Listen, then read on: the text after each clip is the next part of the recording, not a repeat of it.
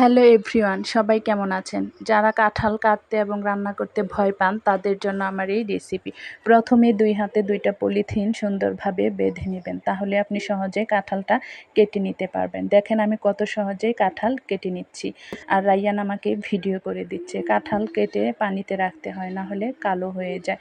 তো কাঁঠাল কাটার সময় পিসগুলি ছোটো ছোটো করে নেবেন, তাহলে সিদ্ধ করতে এবং রান্না করতে সুবিধে হয়। তো আমার সবগুলি কাঁঠাল কাটা হয়ে গেছে। দেখেন আমার হাতে কিন্তু কোনো রকমের কষ লেগে থাকেনি।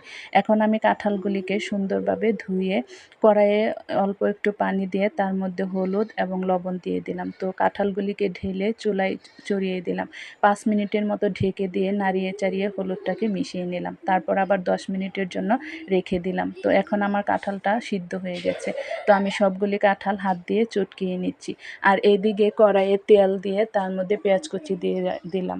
আর সব ধরনের মশলা আগে থেকে তুলে রেখেছিলাম, সেটাও ঢেলে দিলাম। এখানে গরুর মাংসতে যা যা ব্যবহার করা হয় তাই দিয়ে দিয়েছি। তো মশলাটা সুন্দরভাবে কষানো হয়ে গেলে তেলটা উপরে উঠে আসলে চটকিয়ে রাখা কাঁঠালটা ঢেলে দিবেন। তো কাঁঠালগুলিকে ঢেলে দিয়ে সুন্দরভাবে নাড়িয়ে চাড়িয়ে মশলাটা মিশিয়ে নেবেন।